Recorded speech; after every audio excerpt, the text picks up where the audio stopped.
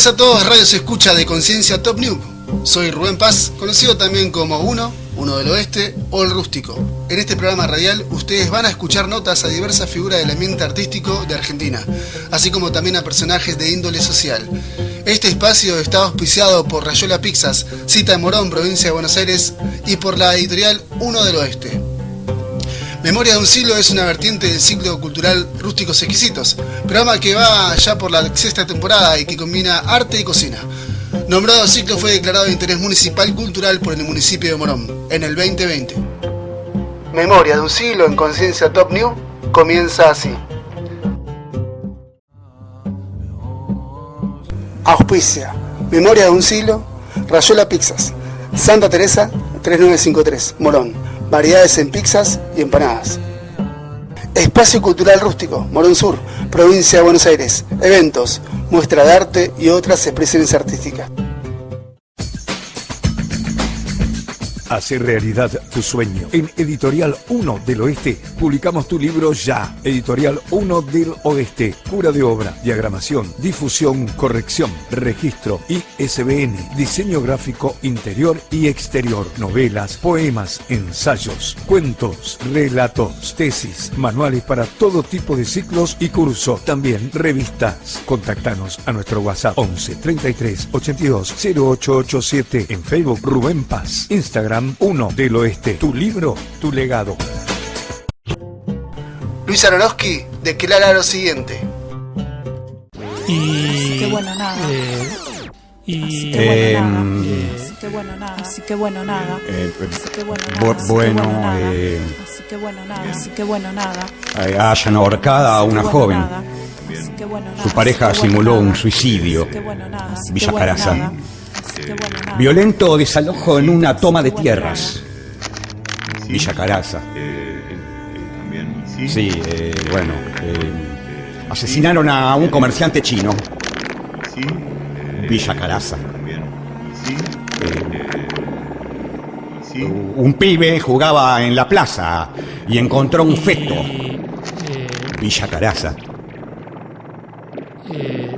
El sol sale oscuro en la tierra temblorosa de las quemaduras deformes, al influjo de las bestias perdidas, el obreraje muerto entre los escombros mugrientos de las promesas bestiales. Se come los huesos hervidos del alma, disparando mañanas a ninguna parte. Villa Caraza. La pandemia, Villa Caraza, 2 hermanas muertas en un choque fatal, 2 hermanas enterradas juntas en el celeste cielo. La pandemia. El cielo reinante de las carnes quemadas, profanando cilindradas de estiércol, reventando nubes silvestres atormentadas que viajan a velocidades moleculares. En Villa Caraza. Grindetti recorrió obras de Villa Caraza. 15 días sin luz en Villa Caraza. Tensión en la comisaría de Villa Caraza.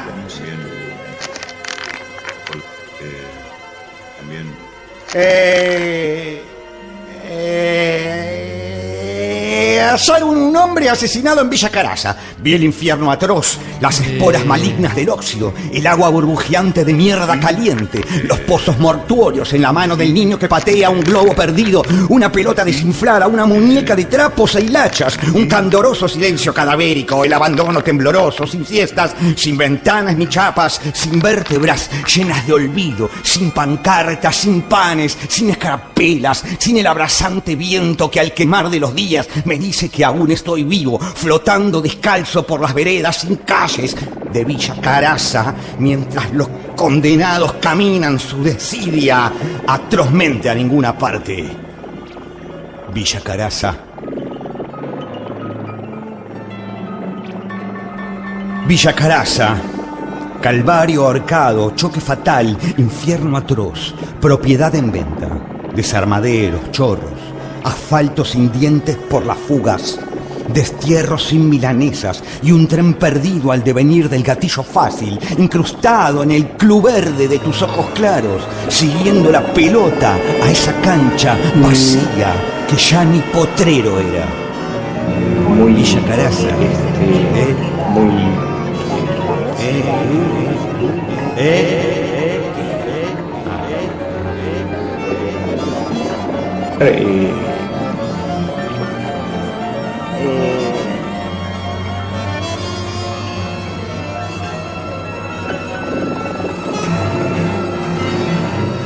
y la pandemia nos ha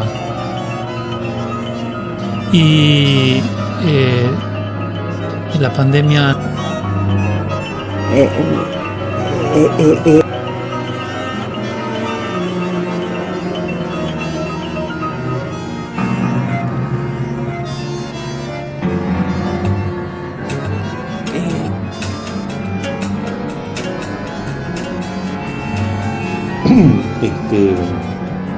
la pandemia y la pandemia sobre la pandemia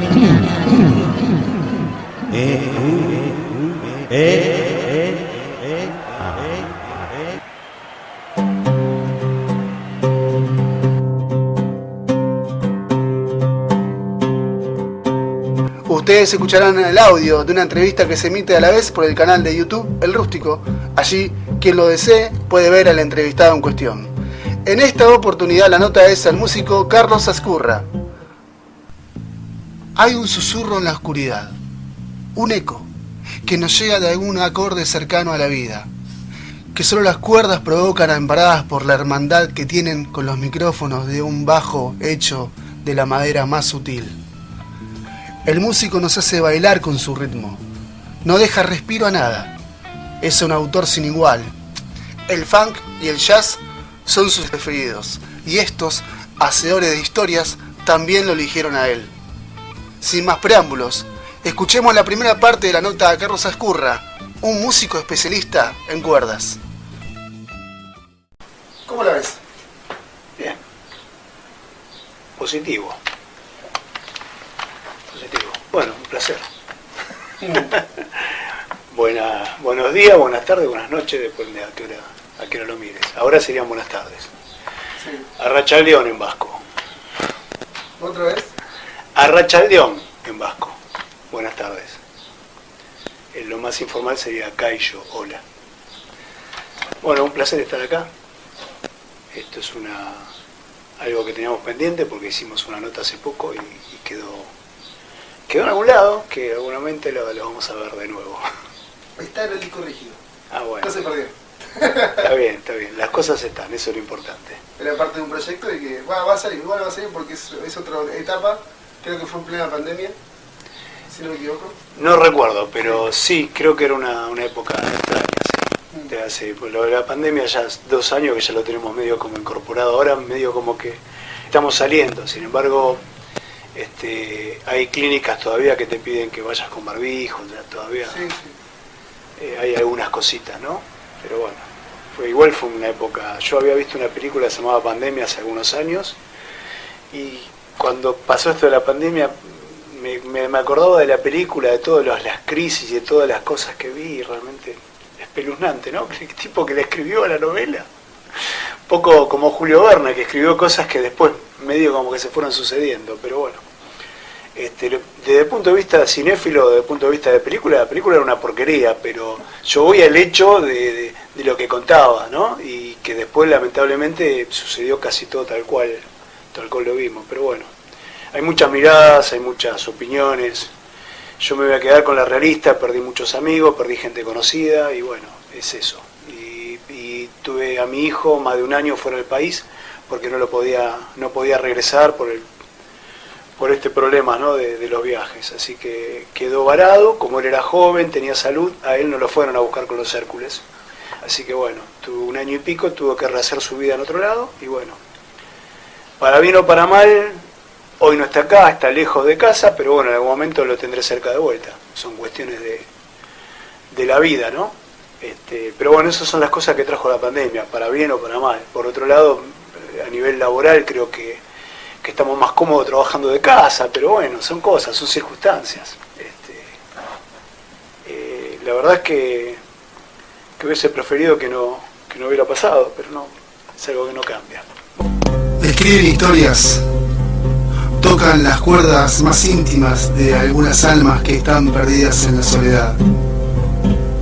En cada pincelada recrean su vida o tal vez la tuya. Son artistas, decidores, autores. Autores que tienen algo para contar y alguien que los escucha atentamente. Rústicos Exquisitos presenta Memorias de un siglo.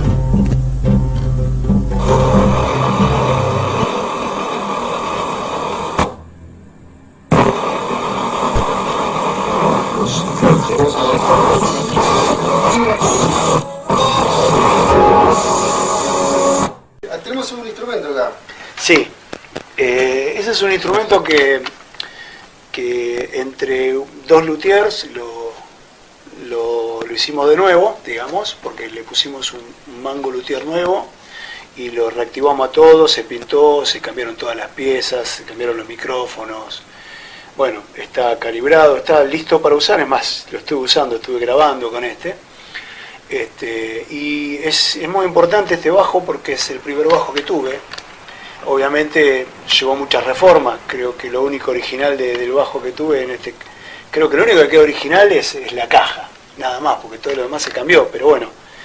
Y la chapita de atrás, es lo único original que tiene. Fue el primer bajo que me compré y lo tengo hasta hoy. Me lo compré yo con mucho esfuerzo y ya me viene acompañando 4 décadas, un poquito más. Wow. Sí. Sí, hace 42 años lo compré. ¿Y cómo llegaste a la música? ¿Cuáles son tus orígenes de músicos, musicales? Bueno, en realidad mentí, no es el primer bajo, es el primer bajo profesional. Antes tuve uno de plástico. ¿Es verdad? Sí, es verdad. Cuando tenía 5 años, mi tío, que fue uno de los que me impulsó la música, junto con mi padre y con parte de la familia, que es una familia bastante musical la nuestra, me regaló una réplica del Rickenbacker de Paul McCartney.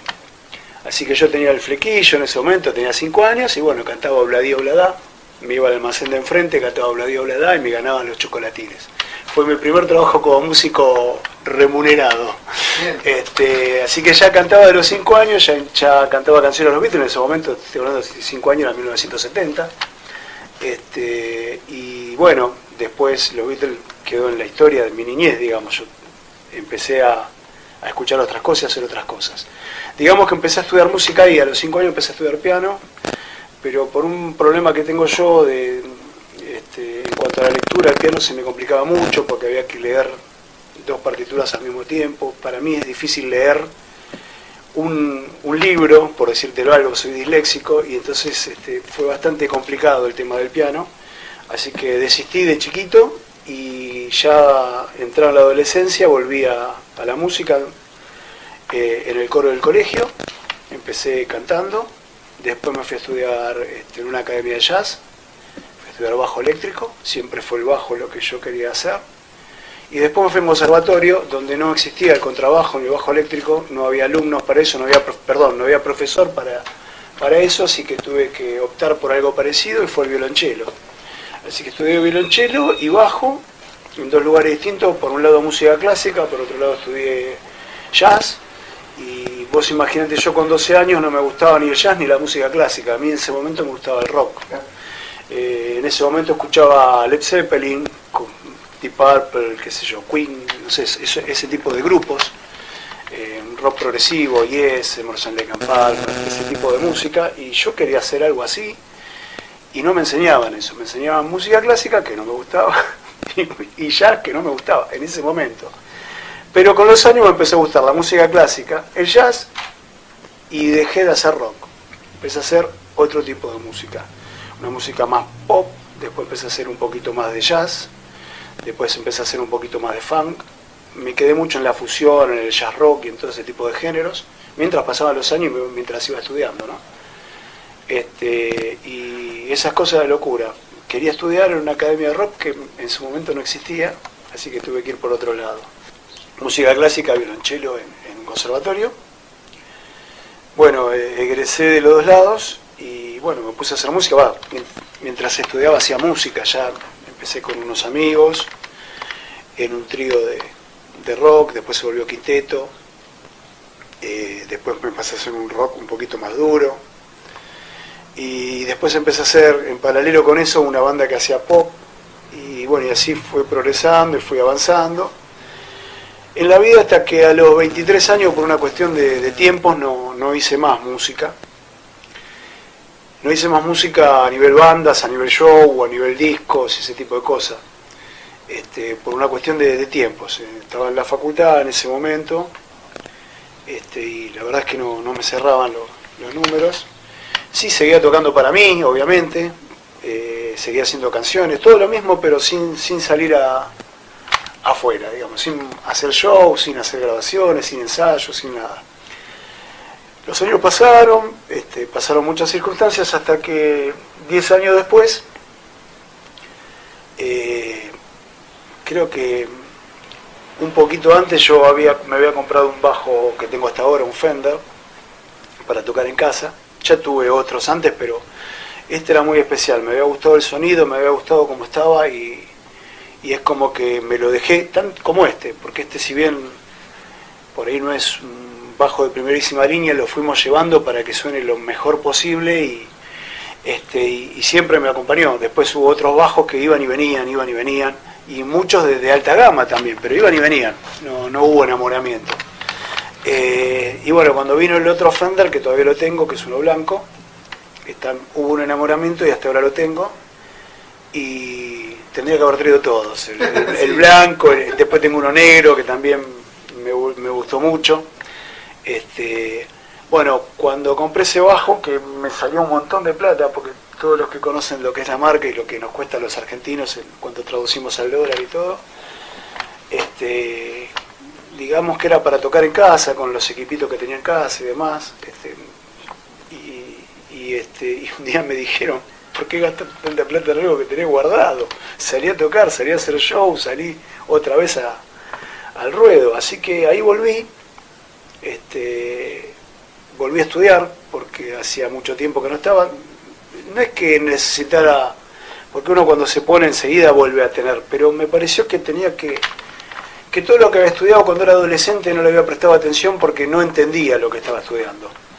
Entonces es como que yo tenía toda la información, pero no la sabía usar. Entonces decidí volver a estudiar, fui a un profesor particular, le dije cuál era mi formación, le dije todo lo que había hecho, y él se sorprendía de la cantidad de información que tenía, pero también se sorprendía de que no lo usaba. Así que trabajamos mucho en eso, en usar toda la información que teníamos, y en trabajar, y obviamente en nuevas técnicas y nuevas cosas que yo desconocía.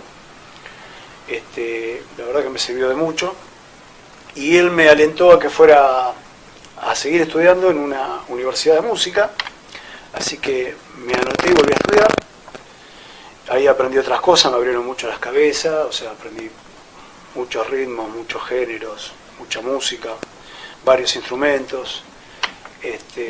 Realmente fue interesante todo lo que puedo aprender ahí, y ahí con mis compañeros de estudio, que obviamente eran músicos que estudiaban otros instrumentos, empezamos a hacer ejercicios, empezamos a hacer trabajos prácticos y empezamos a hacer producciones que nos pedía la misma casa de estudio, ¿no? Pero bueno, si estamos haciendo esto como ejercicio, como tarea o como trabajo práctico, también podemos hacer música que nos guste, así que con ellos armamos un par de bandas.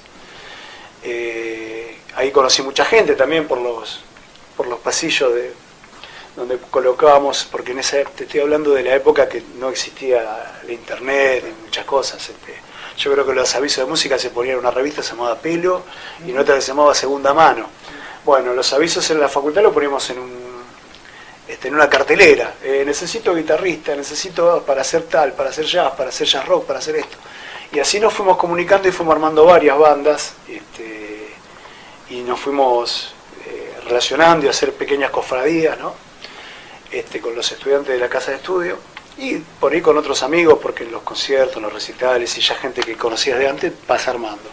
Así que bueno, intervienen en un montón de bandas, no me acuerdo de todas, pero desde la primera que fueron, Cygnus X, Astaroth, El Colectivo, después, toqué en el Shade, por ejemplo, con mi amigo Diego, tengo millones de bandas. Bueno, creo que, no recuerdo la cantidad, pero las más conocidas o las que grabaron, por ejemplo, son As Dan Cross, Ace, Ilion Baires, y ahora estoy trabajando en un disco solista con gente amiga en la música, los géneros de smooth jazz y de funk, que es lo que me tiene anclado hace bastante tiempo. Estoy trabajando sobre eso, más allá de que es bastante fusionado.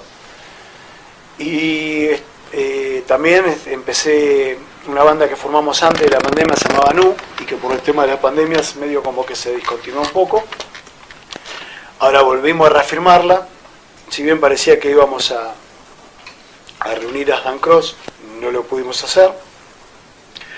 Formamos la banda Nu y ahora estamos empezando a trabajar, y seguramente en breve tendré material de Nu también y empezaremos a hacer show, porque es lo que sigue, ¿no? Es lo que viene. Yo te voy a dejar hablar un poquito vos, porque si me dejas a mí vamos a hablar hasta el año 2000, ¿no? Hasta 2050.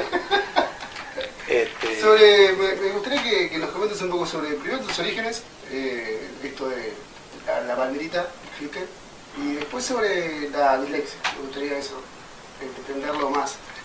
En realidad que la gente lo entienda más desde un punto de vista de una persona que lo vive, ¿no? Sí, bueno, a ver, vamos a empezar por la banderita. Bueno, mi apellido es Ascurra, soy descendiente de vasco. Como todo descendiente de vasco, que acá en la Argentina hay unos cuantos millones, ¿no? Creo que 4 millones de vascos seremos, un 10% de descendientes de vascos. Es más, muchos ni se enteran que son vascos. Por ejemplo, a Goyereche le decían el polaco. Así que bueno, esas cosas pasan. Digamos que me acerqué un poco a la cultura vasca, estuve estudiando y estuve participando, inclusive estudié un poco el idioma, y bueno, digamos, estoy muy relacionado con toda la cultura vasca y con toda la tradición vasca. La respeto todo dentro de lo que puedo, como por ejemplo tomar sidra normalmente, no sidra únicamente a fin de año como hace la gente que toma sidra para la fiesta. Los vascos tomamos sidra todo el año. Ese es uno de los casos, ¿no? En cuanto a la alimentación, en cuanto a la música, en cuanto al baile y todas las cosas que tienen que ver con la cultura vasca. Así que bueno, eso sigo, me voy al centro vasco al que pertenezco, y tengo amigos y cruzamos, juego pelota paleta. Bueno, ahora no, porque estoy un poco fuera de estado físico, pero bueno, es el deporte, digamos, favorito. Y bueno, es eso, y apoyar a todo lo que tenga que ver con la cultura vasca y a todo lo que tenga que ver con la independencia vasca, todo con lo que tenga que ver con transmitir el sentimiento vasco, transmitir lo que es un pueblo que tiene más de 8.000 años, un pueblo que no es indoeuropeo, que no tiene ningún tipo de conexión con todas las tribus europeas, que no tiene nada que ver con españoles, nada que ver con catalanes, más allá de que con catalanes es un vecino con el cual nos llevamos muy bien y al cual apreciamos mucho, pero no tenemos ningún tipo de conexión étnica ni cultural con esas zonas. El vasco es vasco, no es ni vasco francés ni vasco como dicen muchos. Es interesante. Sí, el vasco es vasco. Euskadi, que es el nombre que tiene, Euskal Herria, Euskal Herria, que sería tierra vasca, pero administrativamente tiene la mitad la conquistó España y la otra mitad la conquistó Francia, o sea que a fuerza de fuego perdió su libertad, por lo cual la mitad del Pirineo Sur la administra España y la otra mitad del Pirineo para el norte, o Iparralde, como le decimos nosotros, la administra Francia. Y lo de Francia es realmente llamativo, porque Francia, cuando hizo la Revolución Francesa, que dicen que fue una revolución de la libertad, que es todo mentira, porque en realidad la libertad fue nada más que para el continente, o para Francia en sí, o sea, donde está París y demás, porque lugares como Haití no fueron para nada, todas las colonias de África y demás, no fueron libertadas, o sea, seguían bajo el dominio centralizado de Francia. Y a partir del momento en que aparece la Revolución Francesa, la parte norte del País Vasco pierde la libertad y pasa a ser dominio de Francia. Por lo cual, para nosotros, la Revolución Francesa no es nada libertario. Todo lo contrario. Carcelario sería. Y de eso, por eso la confusión vasco-francés. Claro. Hay que entender que para el vasco que te digan vasco francés o vasco español es medio un insulto. Sí. Hay que entender también cuando te dicen, esto es medio futbolero, pero cuando te dicen Atlético de Bilbao, es Athletic Club el nombre. Y el nombre es Athletic Club porque lo creó una colectividad inglesa y puso un nombre inglés. Y después se mantuvo en el tiempo porque ese era el nombre original. Después vino Franco y le puso Atlético de Bilbao. Y como todo lo que tenga que ver con Atlético o de Bilbao te recuerda a Franco, la gente bilbaína no quiere saber nada con que le digan de Bilbao, quieren que le digan Athletic Club al club. Esto se lo mandamos a expedir 1.000.000 de veces, pero no nos hacen mucho caso. ¿Eso es verdad? Es verdad eso. Sí. No, digo la historia, sí, eso seguro. Claro, claro. ¿Estás contando de que hicieron denuncias a ESPN o alguna cosa de eso? No, denuncias no, pero hicimos llamados. Que aclaren que no es Athletic de Bilbao. El club es Athletic Club. Claro, sí. Está bien, yo hablo de Bilbao porque yo vengo más de Bilbao, Bilbo para nosotros, no en euskera. Bilbo. Pero bueno, está la gente que habla sobre la Real Sociedad, está en Donostia, otra cosa, los nombres de las ciudades son Donostia, Bilbo. Sin embargo, bueno, Bilbao mucho no nos perjudica, pero de Donostia a San Sebastián hay un mundo, de Iruña a Pamplona hay un mundo, es Iruña, o sea, los nombres son los nombres originales, pero bueno, es para otra charla eso. Sí, claro, y aparte es interesante, pero también es como esto de los tiempos corren con una velocidad que por ahí a las costumbres o los orígenes medio que lo hacen de lado, ¿viste? Y quieren, capaz que se unifica todo y se unifica mal. Sí, tal cual. Y después cambiamos y terminamos pensando algo sencillo, vos que te gusta el arte culinario, pensamos que la milanesa napolitana, vamos a Nápoli y pedimos y nos dan lo mismo que comemos acá. Y no. Así que bueno, sobre eso es otro tema también. Y con respecto a eso, a de dónde venimos, ¿no? Yo nací en Buenos Aires,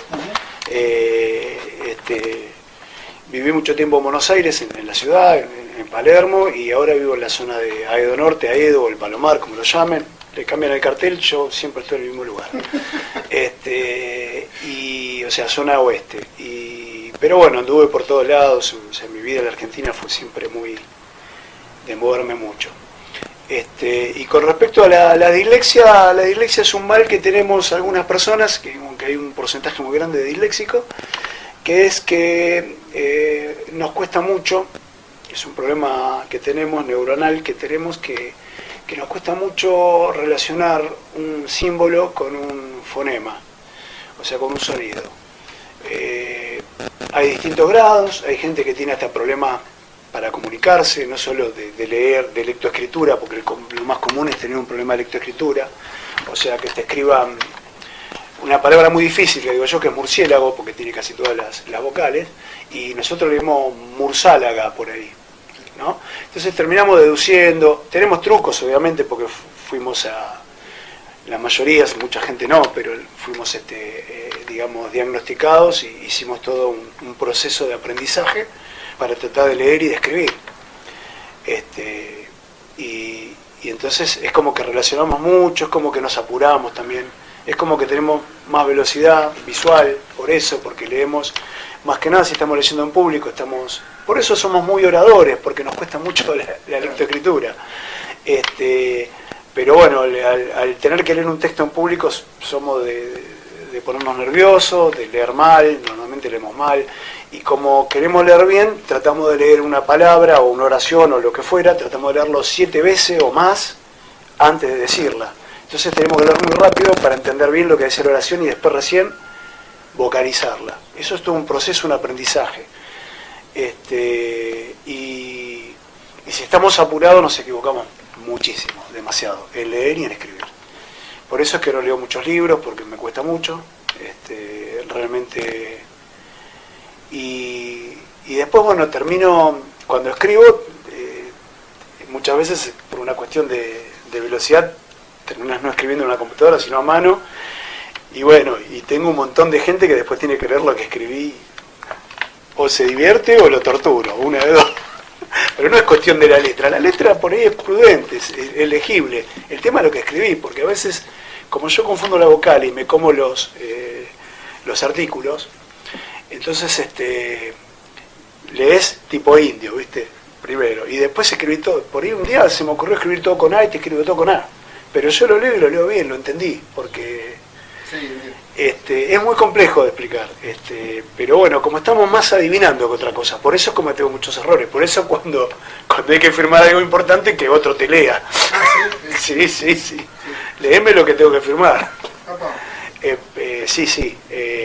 O nos tomamos mucho tiempo. Pero si todo vos querés un trabajo profesional de índole burocrático, ¿sería lo que hacés vos? Sí, yo trabajé mucho, trabajo mucho con algunas agrupaciones de disléxicos y me han llevado a ser orador, a dar charlas TED, porque claro, normalmente el disléxico tiene un abandono en primaria terrible, y en secundaria ni hablar, y a la facultad ni llegan.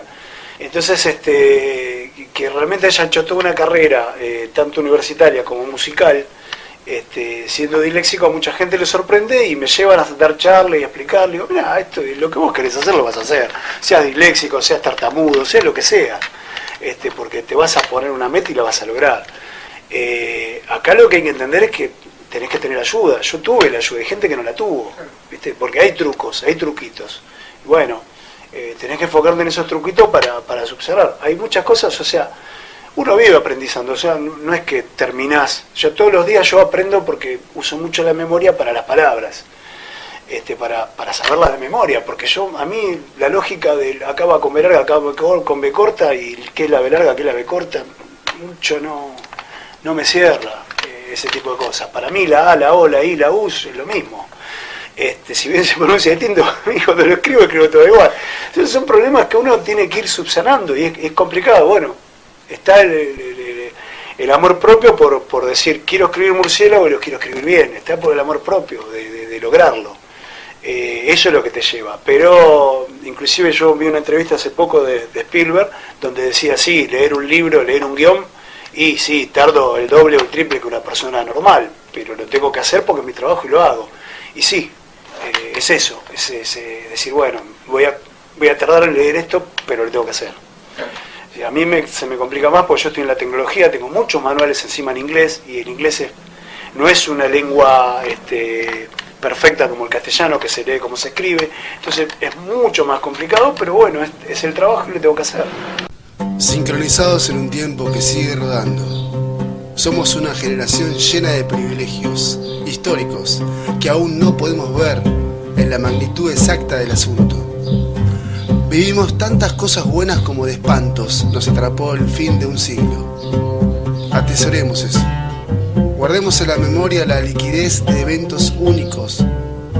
Cuando la rueda pare y la cuerda llegue a su tope, entonces, quizá, por algún artilugio del recuerdo diremos, he vivido.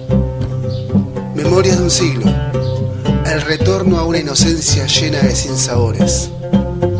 Así todo, tenés muchas poesías escritas por el tema de la música.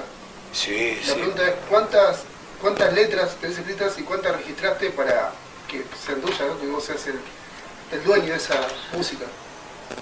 Bueno, sí, registrada tengo como 149 más o menos, que fue el último listado que hice. Lanzadas en producciones independientes, que son todas, debo tener la mitad más o menos. Y después tengo muchas más que nunca las fui a registrar ni nada, por una cuestión de falta de tiempo y porque por ahí quedó en desuso.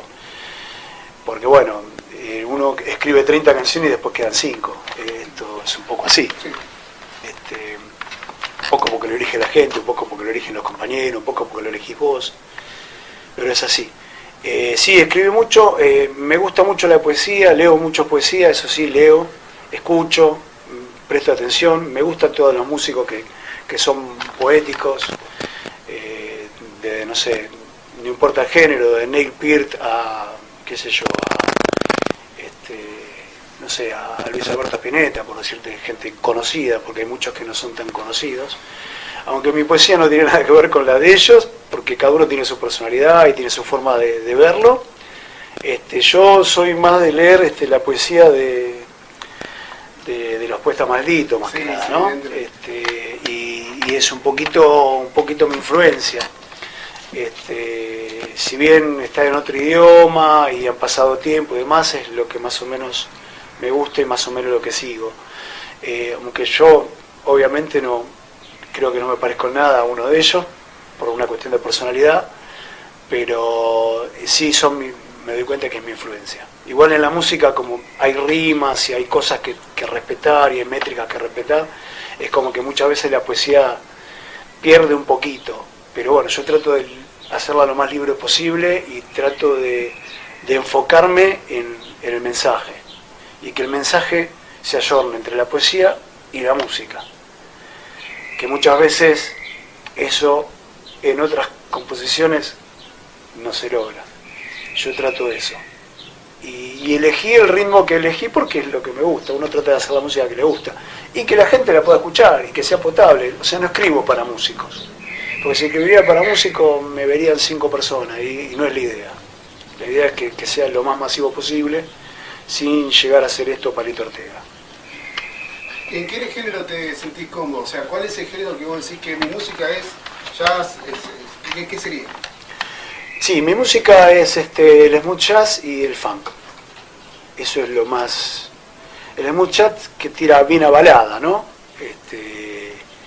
Y muy poquito de jazz rock, pero sí, algo de jazz rock. De rock, viste que acá todo el mundo le dice Soda Stereo hace rock, y realmente Soda Stereo no hace nada de rock.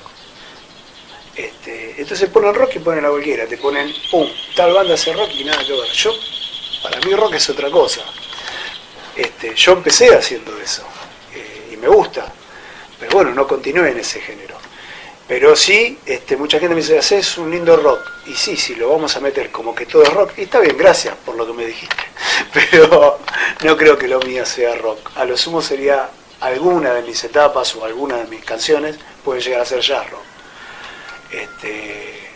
Pero yo fusiono mucho, inclusive le pongo algo de la música autóctona nuestra, que es un poquito de tango, le pongo algo de arrabal a lo nuestro, porque bueno, crecimos con eso, o sea, mi papá vivía escuchando Gardel y eso me quedó, ¿no? Por una cabeza. La verdad es esa, y por suerte escuchaba Gardel, que gracias a Dios tenía Lepera, que era un letrista de la hostia, porque hay tangos y tangos, más allá de que mucha gente me habla bien de Discépolo, hay tangos que no, la verdad que no tiene mucho. Y la única crítica que yo siempre hago al tango es que un día quise poner un tango alegre y no lo encontré. No. ¿Qué vamos a hacer, viste? Dentro de lo mío eso se puede hacer. Esas son las milongas. Las milongas, sí, pero un tango, viste. Sí, bueno, no se puede, viste. Lo busqué y digo, che, quiero hacer un video con un tango que tengo la letra positiva, ¿no? No la hay, viste. Entiendo que el rock también tiene mucho de eso, viste, más que nada canciones de amor, qué sé yo, pero bueno, yo creo que podemos escribir de todo, y eso es lo bueno. Yo un disco generalmente lo pongo en un tema, quiero hablar de esto, pero normalmente muchas veces se te filtran cositas, y la vas metiendo. A veces porque querés, a veces sin querer, y a veces lo dejás, y a veces te haces distraído, bueno. Yo no soy de llenar, yo quiero que todo tenga un sentido, pero entiendo que mucha gente tiene compromisos y llena. Lo entiendo, cada uno sabrá cómo maneja su arte. Yo trato de que todo tenga un mensaje, tenga un sentido, tenga algo que decir, y si no tengo nada para decir, no haré nada. Es muy simple. Y a veces escuchas a otro y dices, mirá qué bueno lo que dijo yo tendría que hablar de esto. Muchas veces te inspiran. ¿Cuál es la banda con la que más escenarios compartiste? ¿Como integrante, como líder? Y es complicado, no recuerdo, creo que creo que habrá sido alguna de las bandas que hice comercio, o sea, trabajo. Qué sé yo, bandas como Benz, ese tipo de bandas que realmente laburaron un montón, qué sé yo, Amy Vive, que era todo temas de Amy Winehouse, Benz, que es una banda de eventos que hace temas comerciales, desde Soda Stereo hasta los Beatles, o sea, una banda de comer. Esas bandas trabajan mucho y hicieron mucho show con ellos.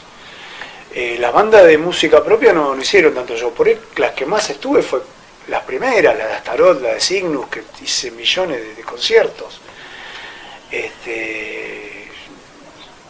Pierdo la cuenta, pero en esa época sí hice muchísimos, tocábamos muchísimos. Después ya en el tiempo más acá, con Ace, con Ilion Baires, se hicieron pocos conciertos.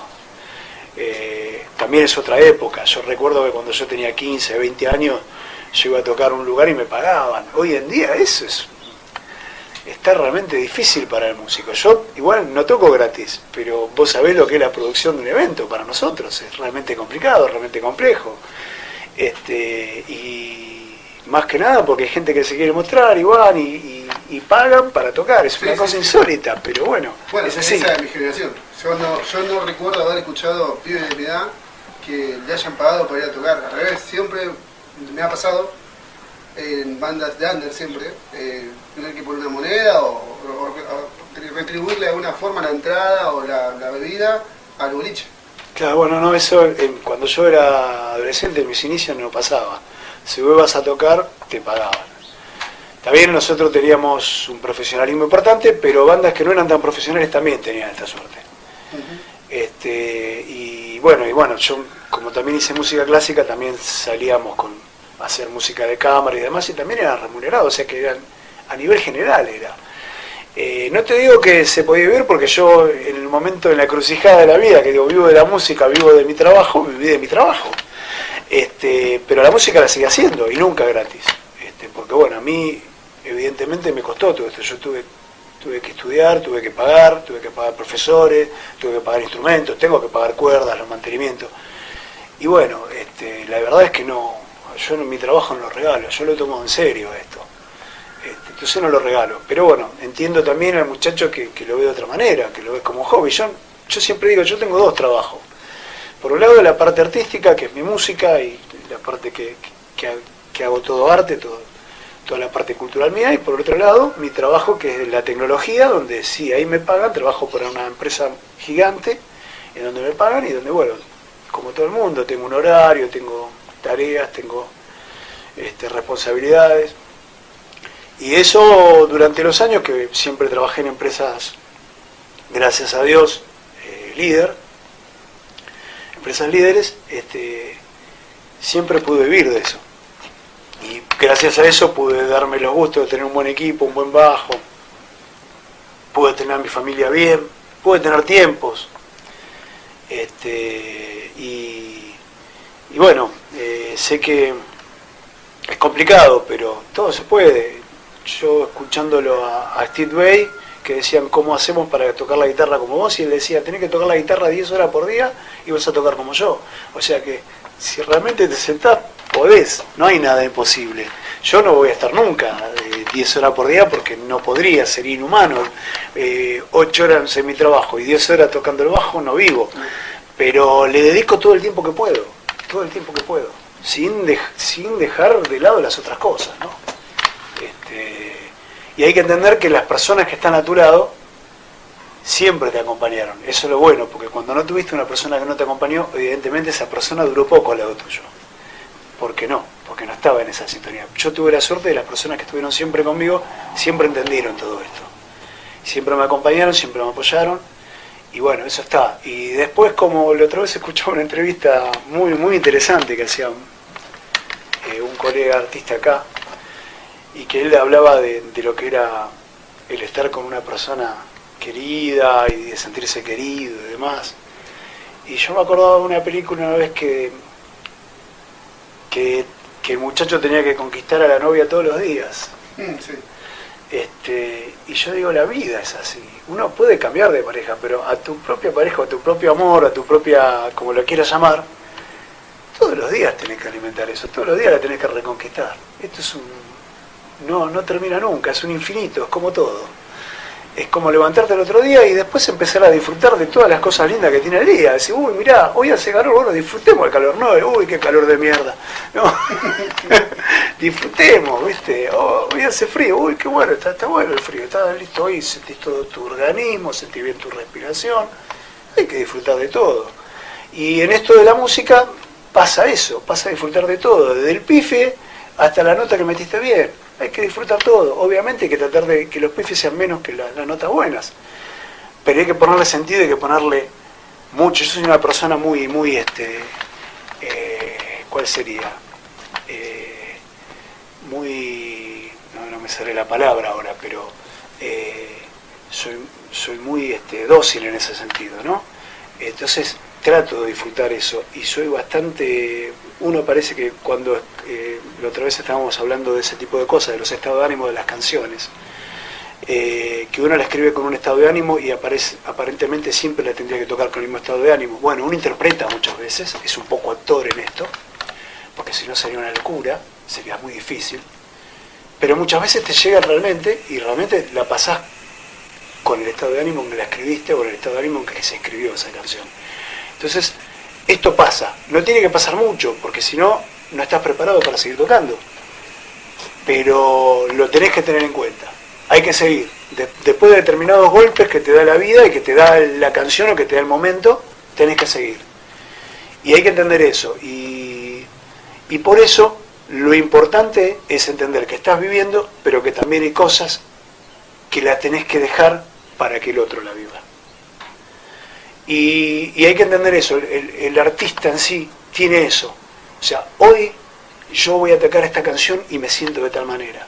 Mañana te voy a acompañar a vos para que te sientas de esa manera o para mejorarte o para lo que fuere, pero yo ya no la siento hoy. Voy a tratar de que vos la sientas.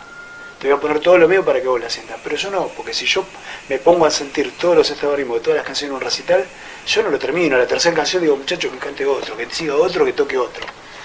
Porque la humanidad de una persona es que no puede recibir tantos altibajos, porque la vida es así, es un altibajo y tiene que tratar de resolverlo, de resolver ese problema y de pasarlo lo mejor posible. Y eso es lo que tenemos los músicos, de que podemos subsanar esas cosas. Y no es que seamos fríos, todo lo contrario, somos unas personas muy sensibles, pero tenemos que sobrellevar ciertas circunstancias. ¿Entendés? Y eso hay que entenderlo, porque mucha gente piensa todo lo contrario. Hace tal cosa, entonces no siente nada, es un tipo totalmente frío, es un tipo totalmente... Y no, nosotros tratamos de demostrar de que no lo somos, de que somos sensibles, de que nos fijamos en todo. Y una particularidad, por ejemplo, que tenemos nosotros en cuanto a Nu, en cuanto a Ilion Bailes, en cuanto a la banda que formé, es el agradecimiento. Yo siempre vi bandas grandes, chicas, todas, la que vos quieras, de los Rolling Stones hasta los Callejeros, la que vos quieras. La que toca acá en el garaje de acá a la vuelta, cuando tocan en vivo, tocan acá fulano de tal en guitarra, fulano de tal, y se fueron. Y nosotros no, nosotros somos un grupo para que haya 3, 4, 5, 6 las personas que hacemos arriba del escenario. Hay un montón de gente abajo del escenario. Por ejemplo, el que está filmando, el que está sacando fotos, el que está haciendo sonido, el que ayudó, el que está cobrando la entrada. Hay un mundo de gente trabajando para esa banda en ese momento. Y yo les agradezco a todos. Y doy nombres, fulano de tal acá, fulano de tal. Y eso les llamó la atención. Una vez una chica que estaba sacando fotografía me dijo, no me mencionaste. Es verdad, no la mencioné, me olvidé. El próximo recital fue la primera que nombré. Ella me lo dijo un poquito de chanza, porque nos conocemos todo el tiempo, pero es verdad, no la había nombrado. Aunque ella me dijo, mirá que igual nadie nos nombra a nosotros. Sí, eso es tristemente real. El equipo de todo. Claro. No son los 4 que están arriba del escenario, no. Pero el resultado de esa música es porque yo estoy tocando mi bajo porque alguien me ayudó a conectar el equipo. Es así. Hay todo un trabajo atrás. Inclusive las bandas que muchas veces hacen de telón, o muchas veces vos haces de telón, hay que agradecerle todo al que te invitó a tocar, o a la banda que estuvo antes, o otro artista, porque muchas veces no son bandas, son artistas. A veces yo he tocado donde hubo poetas, donde hubo gente que hizo stand-up, donde hubo cómicos. Y bueno, hay que agradecerle. Yo recuerdo un concierto donde el sonido estaba mal, había que abrir las puertas del teatro, el sonido estaba mal, yo no sé si estuviste ese día, pero estaba mal y había que salir a tocar y nos estaban apurando y el sonido no salía. Y le dijimos a un muchacho que estaba ahí que venía para hacer la presentación nada más, le dijimos, salí y hablá con la gente. Y el muchacho salió, hizo una stand-up improvisado, se puso a la gente en el bolsillo, después salimos a tocar con el público contento. Y bueno, eso hay que agradecerlo. En circunstancias normales hubiéramos tocado con todo el público para atrás y es complicado remarla. Y me ha tocado tocar con público frío, más que nada por el tipo de música que hacemos nosotros, donde tenemos que bailar, donde tenemos que movernos en el escenario, y cantar y disfrutar el momento y que la gente te toda quita así, con cara de culo. Y es difícil, tuve públicos complicados. Pero bueno, tratamos de remarla, tratamos de entrar de la forma que sea. Nunca arrugamos, siempre vamos para adelante y de última lo hacemos participar, pero buscamos la manera de que cambien esa cara. Si pagaste la entrada y viniste a vernos, decime, maestro, ¿qué querés que toquemos? No sé, decime qué te gusta, busquemos la manera. Y hemos cambiado cosas por el público. Y en realidad uno toca para el público, así que ¿qué es lo que hay que hacer? No todo el mundo lo entiende, pero es así.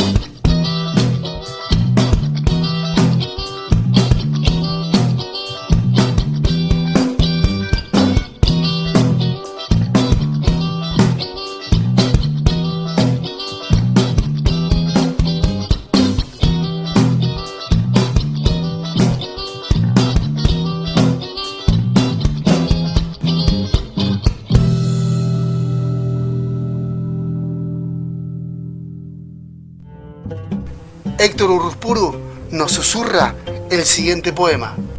Un poema de Rodo Lambaré. Tabacales presagios reintroducen incertidumbres otoñales. Caricias rotas de fuera luna sobrevuelan el desierto inerte, y en el frío centro residual tan presente, tan vanamente acá, donde las letras huyen, tu horizonte de fuego recorta desde los espinales tu también huida constante. Creo que ya no tornaré a bailar sobre las brasas de tu enfervorizado vientre, enredando olvidos, susurrando cuentos. Auspicia Memoria de un siglo, Rayuela Pizzas, Santa Teresa 3953, Morón. Variedades en pizzas y empanadas. Hacer realidad tu sueño. En Editorial 1 del Oeste publicamos tu libro ya. Editorial 1 del Oeste. Cura de obra, diagramación, difusión, corrección, registro, ISBN, diseño gráfico interior y exterior, novelas, poemas, ensayos, cuentos, relatos, tesis, manuales para todo tipo de ciclos y cursos. También revistas. Contactanos a nuestro WhatsApp 11 33 82 0887. En Facebook Rubén Paz. Instagram 1 del Oeste. Tu libro, tu legado. Bienvenidos a la columna de Rodo Lambaré. Cada martes escucharemos una historia novedosa sobre el quehacer artístico de algunos muy conocidos y otros más del underground de la cultura argentina. Hola Radio Audiencia, un placer estar aquí. Bueno, venía pensando qué hacer con este micro, hacia qué estación llevarlo. Y en el caso de hoy quería volver a una vieja práctica que es la de hablar con ustedes de ciertas curiosidades del rock, en este caso de la música rock, ¿verdad?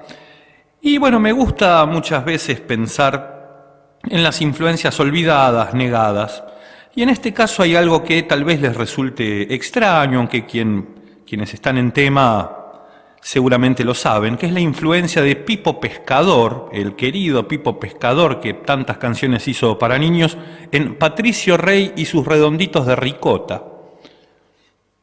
Curioso, ¿verdad?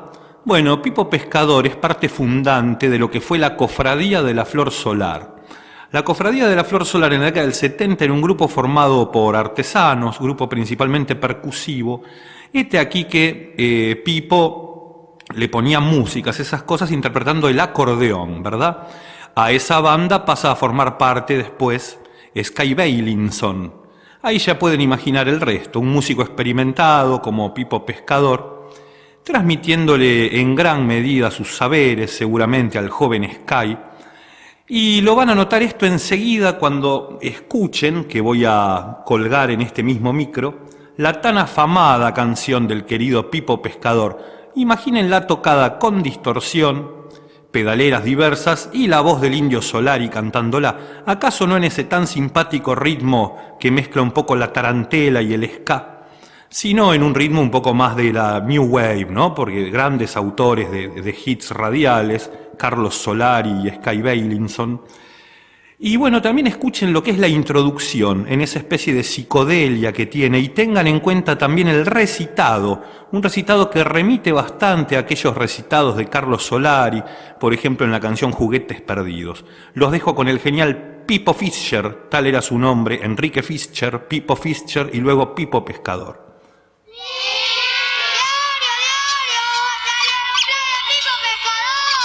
Vamos a tratar de subir hasta el auto. Arriba, poner en contacto. Ponemos primera y salimos.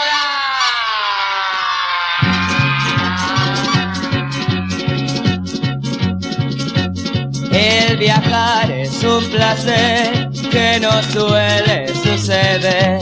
En el auto de papá nos iremos a pasear. Vamos de paseo en un auto feo, pero no me importa, porque llevo torta. Vamos a pasar por un túnel, por el túnel pasará la bocina tocará la canción del ti-ti-ti, la canción del ta-ta-ta. Vamos de paseo en un auto feo, pero no me importa porque llevo torta. Semáforo. Esta es la parte más aburrida del disco. Me parece que vamos a tener que esperar sin hacer nada. Está por cambiar. Rojo, amarillo y... Rojo, amarillo y... Ahí cambia. Rojo, amarillo y... El viajar es un placer que no suele suceder. En el auto de papá nos iremos a pasear. Vamos de paseo en un auto feo, pero no me importa porque llevo torta. Atención, zona de curvas. El viajar es un placer, no suele suceder. En el auto de papá nos iremos a pasear. Lean el cartel indicador que dice que hay muchos baches y pozos. Cuidado, El viajar es un placer que no suele suceder. En el auto de papá nos iremos a vamos de paseo en un auto feo, pero no me importa porque llevo torta. Vamos a dar una carrerita, atención, segunda, tercera, cuarta. A toda velocidad, cuidado las curvas y los camiones.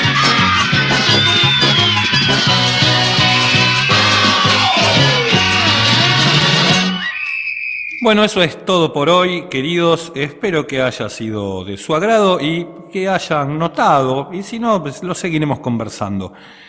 Cualquier cosa lo pueden conversar conmigo y puedo mostrarle las pruebas de mis afirmaciones el jueves a las 22 horas en Humahuaca 3508, en la casona de Humahuaca. Saludos.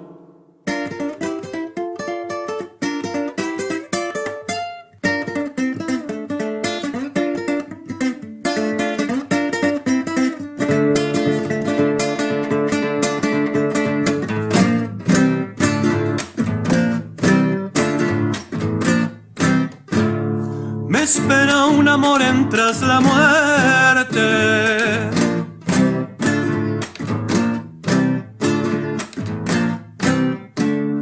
Volveré a mezclarme con la gente.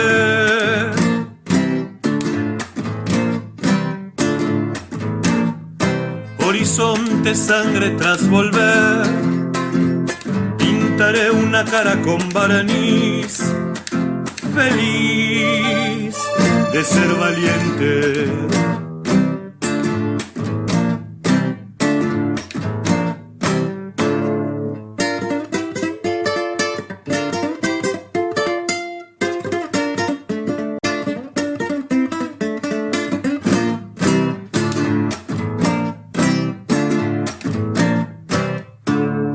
Me espera tu aroma tras la muerte.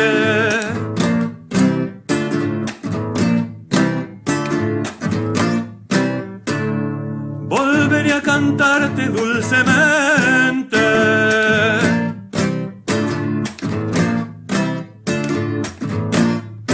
Alguna promesa y un desliz, así paisanamente.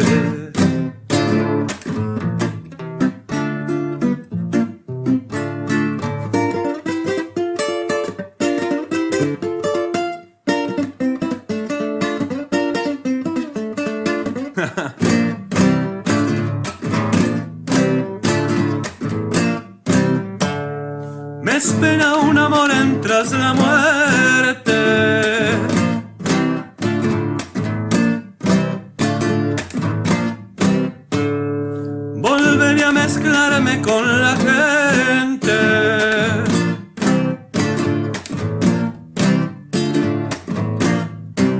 horizonte sangre tras volver. Pintaré una cara con baraniz, feliz de ser valiente.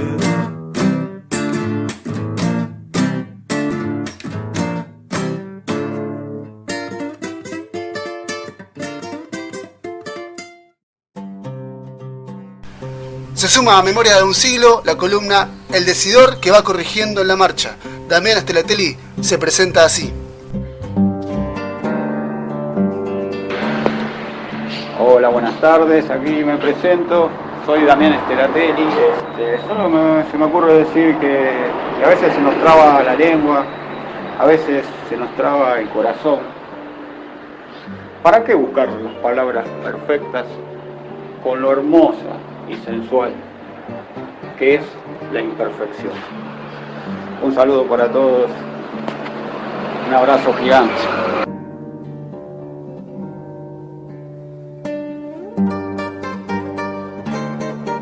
Desmistificación de la lluvia. Hoy voy a hablar de la lluvia, y no de esa dama vagabunda, clown de todas las formas, que a mano alzada hace retrato superficial de todo lo que toca. Esa lluvia es solo contorno de los árboles, de los balcones, y no es mi opinión. Basta con ver las miradas aburridas de las palomas, o de los niños que no pueden salir a remontar los barriletes, que serán flor que nunca morirá en nuestra memoria. La lluvia es una gran plagiadora, solo eso. Prefiero el viento, que me empuja a volver atrás, al ser que nunca debí abandonar, o un rayo que me parte al medio, que no cae siempre en el mismo lugar, y es sorprendente. Que no cae siempre en el mismo lugar, y es sorprendente. Ay, no me sale la palabra. Y es sorprendente.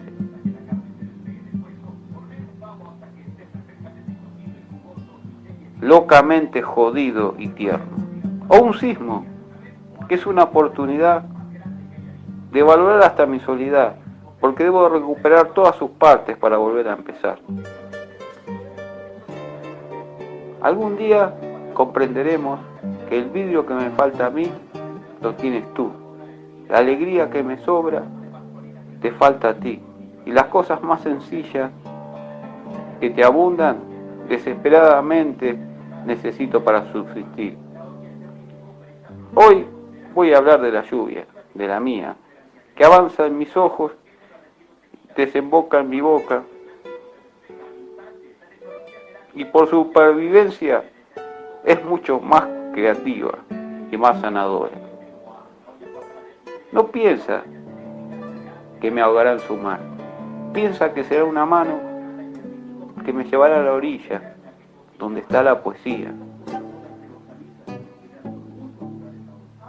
donde escribiré 1000 veces en la arena sin rendirme la hermosa melancolía. La lluvia no es sólida. La lluvia no es líquida.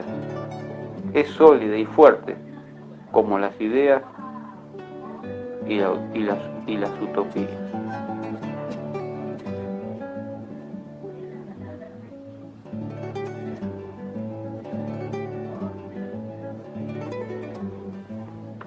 Creo que ya está. Auspicia Memoria de un siglo, Rayuela Pizzas, Santa Teresa 3953, Morón. Variedades en pizzas y empanadas. Hacer realidad tu sueño. En Editorial 1 del Oeste publicamos tu libro ya. Editorial 1 del Oeste. Cura de obra, diagramación, difusión, corrección, registro, ISBN, diseño gráfico interior y exterior, novelas, poemas, ensayos, cuentos, relatos, tesis, manuales para todo tipo de ciclos y cursos. También revistas. Contactanos a nuestro WhatsApp 11 33 82 0887. En Facebook Rubén Paz. Instagram 1 del Oeste. Tu libro, tu legado. Una nueva columna ahora en Memoria de un siglo. María Cristina Hijos y sus crónicas rockeras.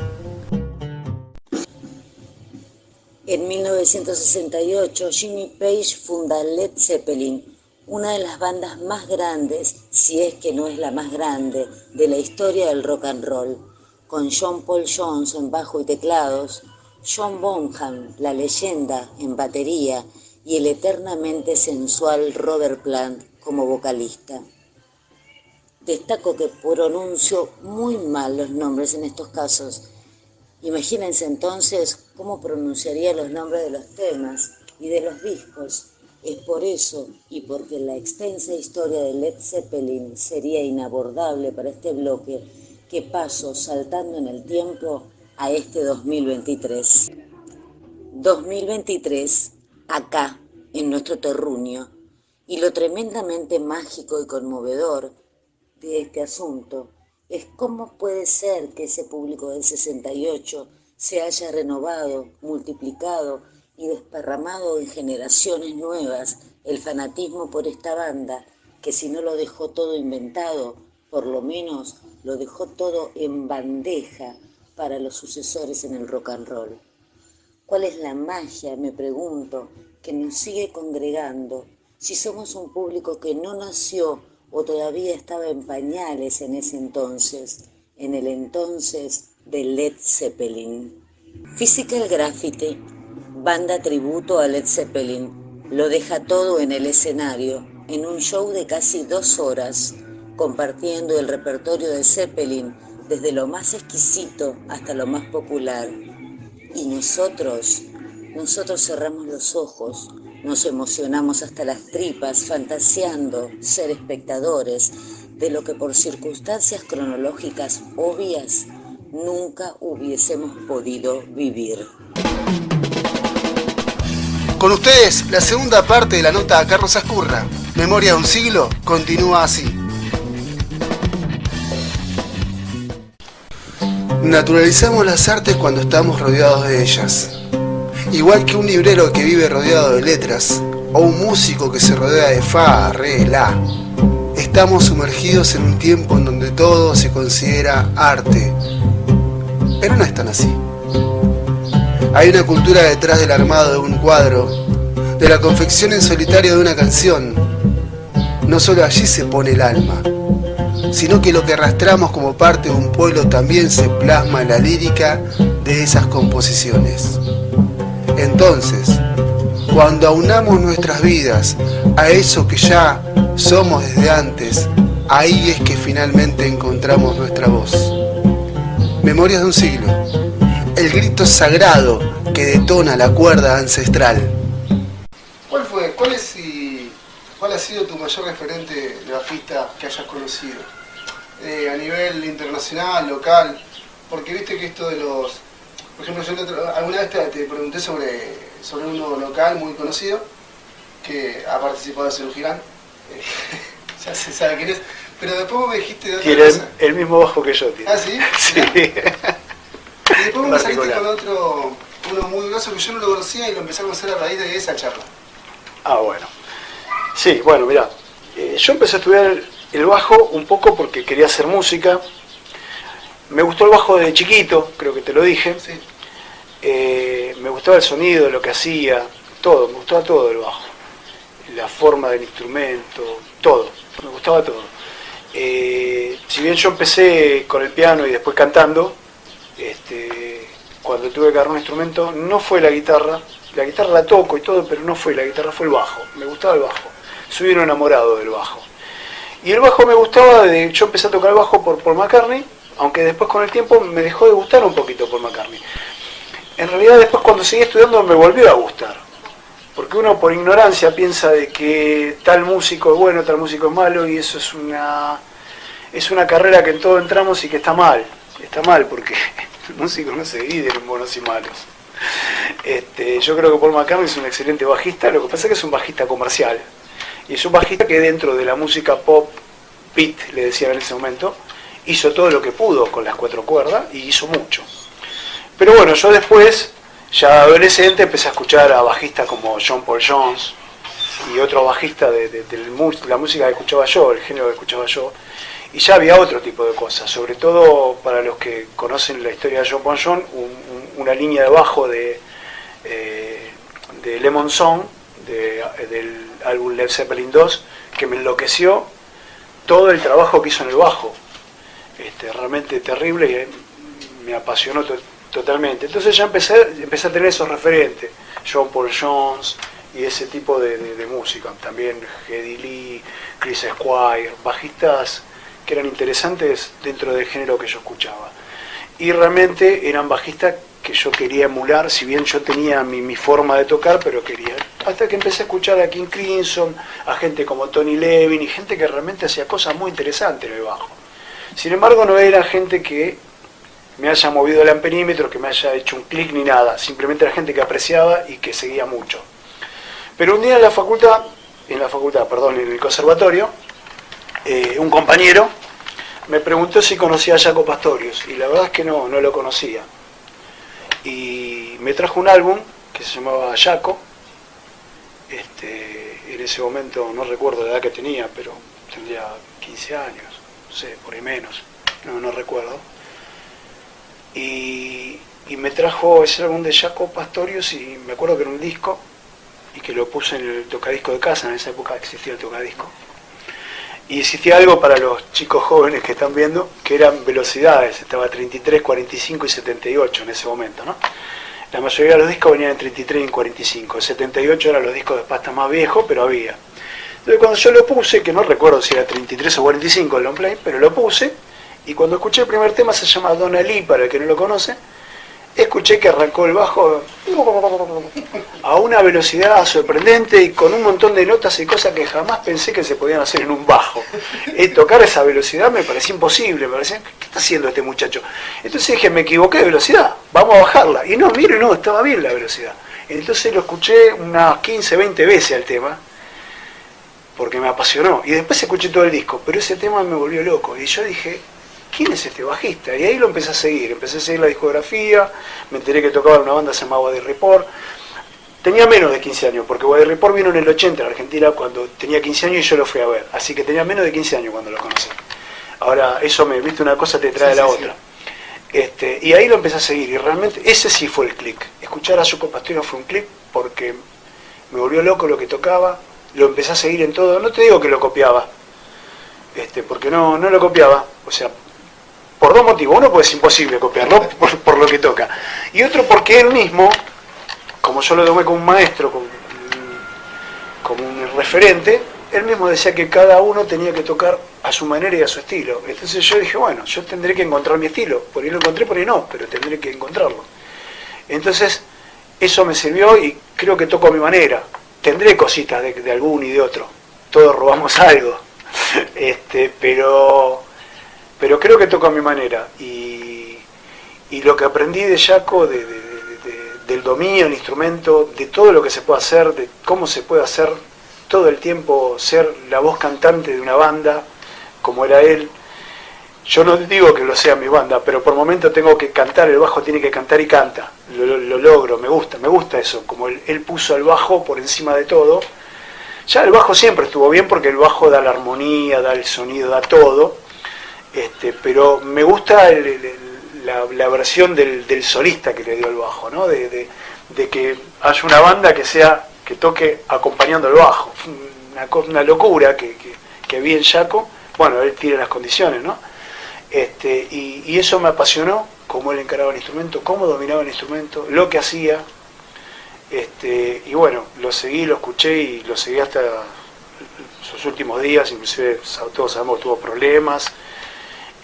Pero yo lo seguí, fui fiel a su obra, y tengo todos sus discos, tengo todos sus CD en realidad, y digamos que una vez por semana escucho algo de Jaco. Soy un poco fanático. Es como un libro de cabecera, ¿no? Y Jaco, creo que para todos los bajistas Jaco es único. Creo que la mayoría de los bajistas somos todos de Jaco. Si bien yo ya había conocido un contrabajista de jazz muy interesante, que es Eddie Gómez, y después, bueno, conocí a Stanley Clarke, grandes genios, lo de Jaco para mí fue incomparable. Y es incomparable hasta ahora, ¿no? Y bueno, le agradezco al universo que me lo haya, en algún momento me haya mostrado su obra y haya podido conocerlo. Eso es Jaco para mí, es no sé. Para los bajistas esto va a sonar raro, pero Maradona es el Yaco del fútbol. Claro, está bien. ¿Se entiende? Sí, perfectamente. Está bien dicho. Tal cual. ¿Estás por sacar un disco? ¿Cuál sería? ¿Qué número de disco sería el que vas a sacar? Pero igual es complicado porque tenés una carrera solista y una carrera en grupo. Sí. ¿Se dividiría eso? ¿Lo dividís de alguna forma o no? No. Yo te comento cómo es esto. Yo estuve en muchas bandas, ya te dije. Discos tengo 7. 7 trabajos independientes. El último es En el Vértice, de Ilion Baires, que es un disco un poco particular y me gusta mucho, como el anterior de Ace. Me gustan mucho esos discos porque no lo escribí en el momento de que se lanzó, lo escribí mucho tiempo atrás. Lo escribí cuando tenía 40 años y pensé que estaba en el vértice de mi vida, porque digo, más de 80 años no voy a vivir, así que este es el vértice de mi vida, y entonces escribí lo que veía en el vértice de mi vida. Y hice 24 canciones y quedó ahí.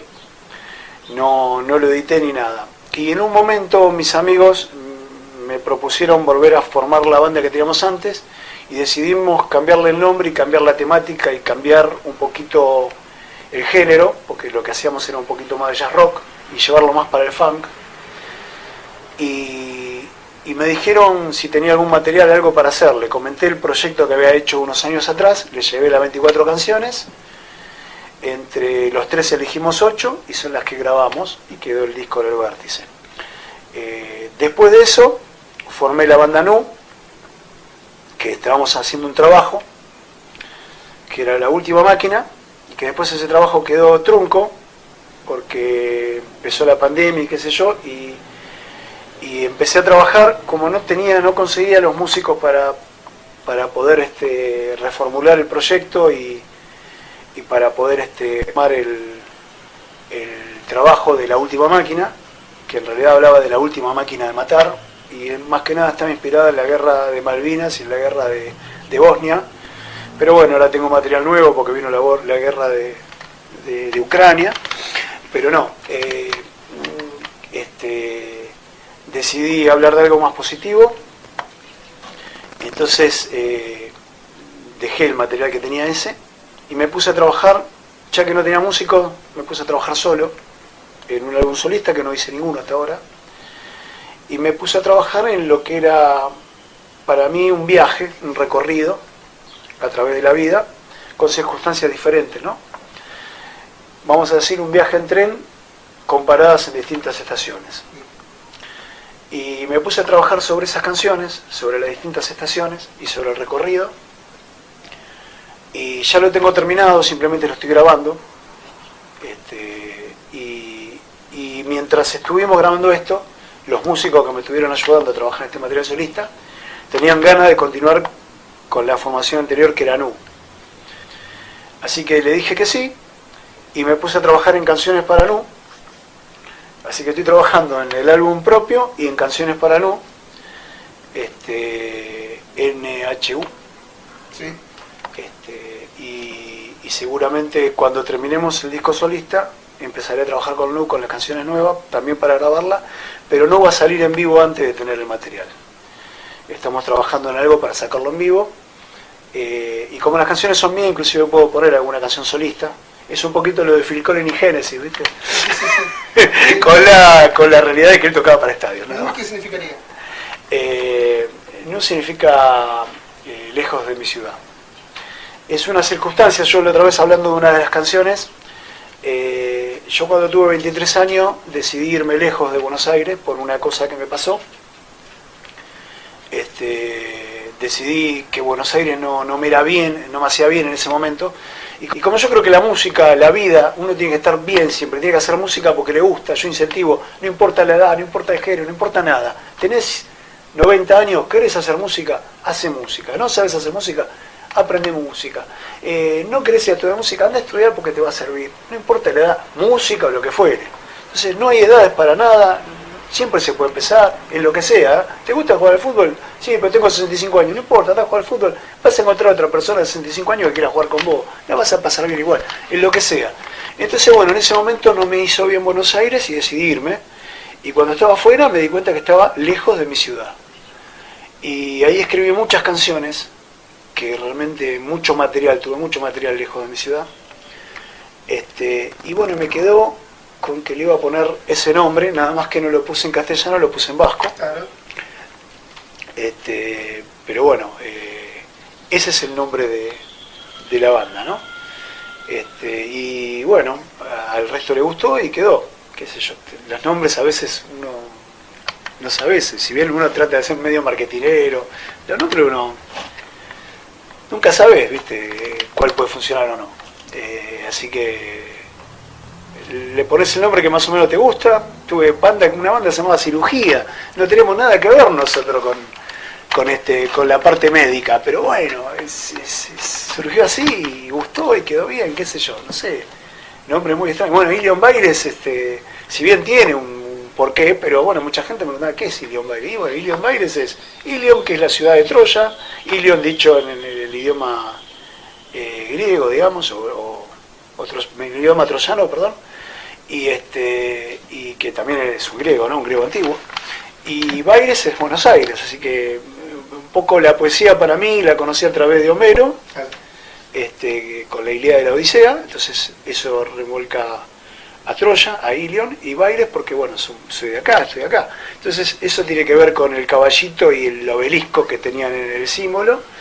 Después, bueno, banda como Ace, que era escape interno del sistema de seguridad, que es basado en una película futurista, donde, bueno, muchos habrán visto una serie, que por la superpoblación a determinada edad te mandaban al matadero. Entonces había gente que llegaba a esa edad, se escapaba, y bueno, en base a eso puse el nombre.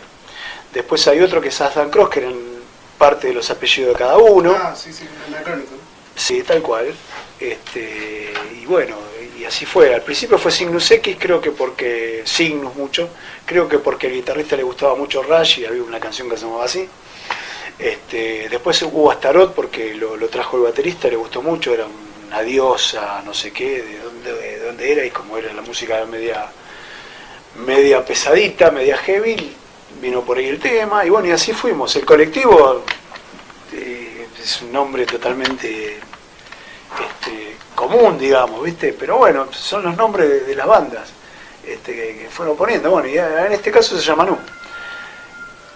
¿Puede gustar o no puede gustar? No lo sé, pero somos una banda under, tenemos un movimiento chiquito pero importante, y bueno, lo importante es que la gente la pase bien y que se divierta y que llevarle algo a la gente, ¿viste? Y el arte, compartir el arte, más que nada, ¿viste? Para todos los amigos, para toda la gente que le guste, para todo el que quiera disfrutar de nuestro arte.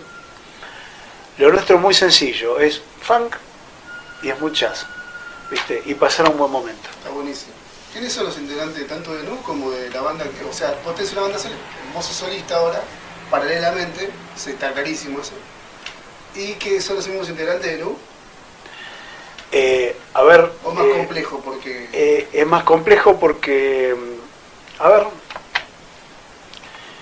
En realidad, la gente que está grabando conmigo es gente que no participa de Nu, porque es gente que estudió conmigo, que son amigos míos de mucho tiempo, y todavía no tienen el trabajo, digamos, terminado en el estudio, por lo cual no los voy a nombrar, porque por ahí después no pueden venir y los nombré y no vienen. Pero la idea es trabajar con gente que ya trabajó conmigo en 2 o 3 bandas, gente que estudió conmigo y gente que participó de otros proyectos conmigo. Esa es la idea de la banda solista. En cambio Nu no, el Nu es un cuarteto que tiene un baterista que trabaja conmigo en un proyecto comercial, tiene un tecladista que no trabaja conmigo en ningún proyecto, ni en el disco, ni solista ni nada, así que está el Nu nomás. Tiene un guitarrista que está trabajando conmigo en el álbum solista, uno de los guitarristas, porque hasta ahora tengo 3 guitarristas, y que va a trabajar conmigo en Nu, y seguramente va a trabajar conmigo, si hacemos una presentación solista va a trabajar él conmigo, que además de ser guitarrista es cantante, es muy interesante la capacidad musical que tiene este muchacho. Y bueno, y yo el bajo, que estoy lo bajo. ¿Esa presentación de la que hablabas va a ser este año o ya la dejan para el año que viene? No, ya estamos prácticamente en diciembre.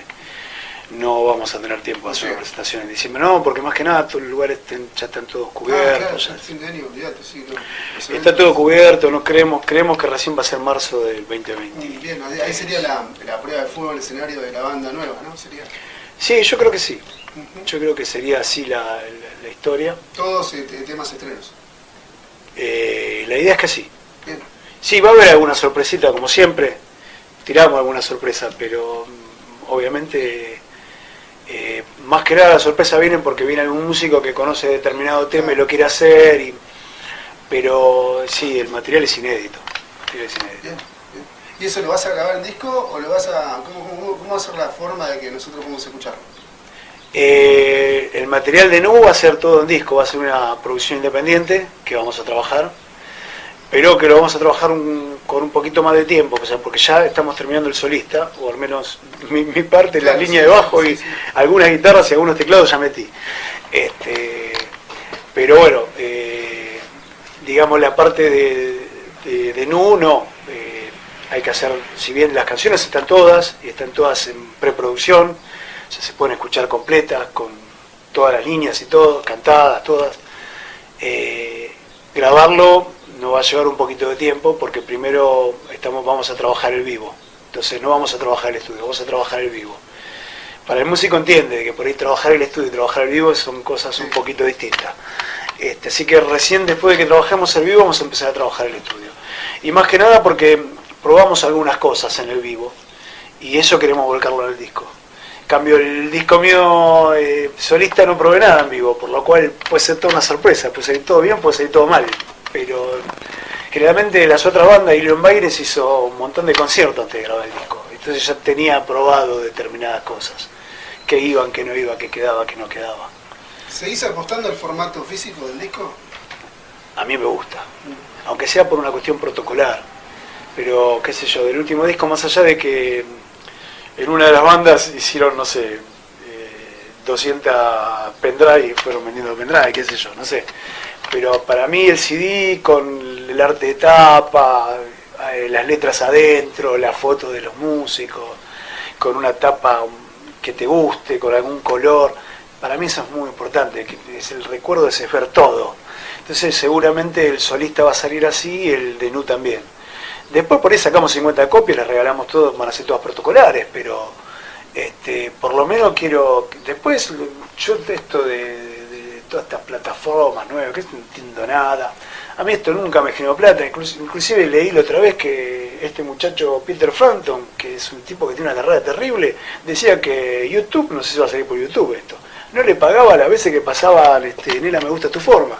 Entonces, si a él no le garpan y es un tipo, yo no voy a vivir nunca. Un millón y medio de miles de vistas. No, entonces yo el arte, yo soy como el Beto Pascual, ¿viste? Yo registro las cosas nada más para que un vivo no se haga el canchero y tenga algo que es mío, nada más. Pero yo soy como el Beto Pascual, yo te lo regalo, usalo, disfrutalo, gozalo, tocalo, escuchalo, no gastes plata, disfrutalo. Yo soy Beto Pascual. Beto Pascual escribía las partituras de los temas de él, las escribía ahí, decía cópienla, tóquenla, se las regalo. Y es eso la música. Yo te regalo esto. Muy bien. Bueno, les regalo este reportaje. Cortalo bastante porque hablé hasta por los codos. No hace falta. Así que bueno, fue un placer estar acá. ¿Cuántos reportajes te hicieron? No muchos, no muchos. ¿Y cuál hubiera sido la pregunta que te querés contestar y nunca te hicieron esa pregunta? Sí, me la hicieron. Ah, sí, qué bueno. Sí, me la hicieron. Una de las preguntas que me gustó contestar era sobre un material específico, sobre un disco, y la pregunta era ¿por qué había migrado de una música a la otra música? Que fue una pregunta para mí muy interesante, que tenía obviamente su respuesta técnica. Y una de otras preguntas que me hicieron, que también me pareció muy inteligente, es si el músico hace siempre la misma canción. O si se autocopia. Y sí, la respuesta es que sí, que los músicos hacemos siempre la misma canción y siempre nos autocopiamos. Por eso está en el productor, en la ayuda externa, en tu autocrítica, de mejorarlo, de que no suene todo igual, de tratar, porque el mensaje por ahí es distinto, la situación es distinta, pero siempre querés contar lo mismo. Y es ahí donde te tenés que autocensurar y donde tenés que mejorar. Y es eso, yo por ejemplo en este disco que es solista, traté de lograr de que las 9 canciones que tienen sean todas diferentes.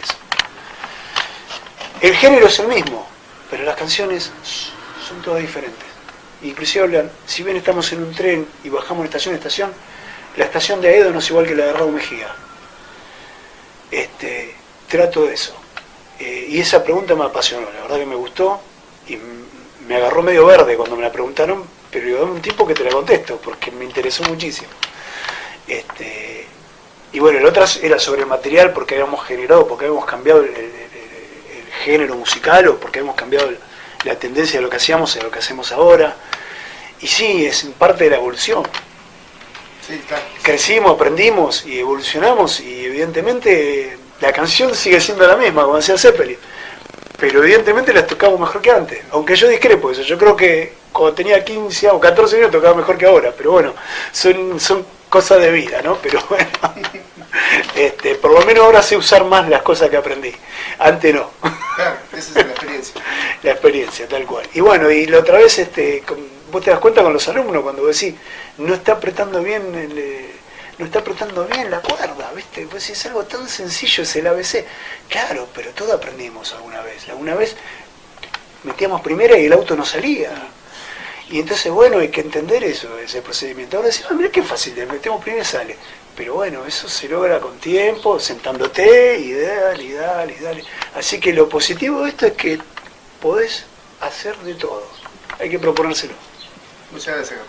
No, gracias a vos por invitarme.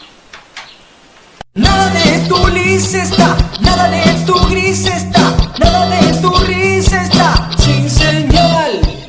Para volver a buscar, para entender la saga, para mirar el final. Replica, ¿a dónde fueron vanos los tiempos que pasamos? ¿A dónde lo encontramos? Tu viaje azul, ver de nuevo lacerarme el dolor, revivirlo, el puente hacia el faro, el mar lo destruyó, creando un buen color, espectro en gotas, ver su exposición, me hace llorar, me acepta mi mente, que el amor me falle, lean bien mis soles, flores desechables, a veces no es azul, esta visión no tiene luz.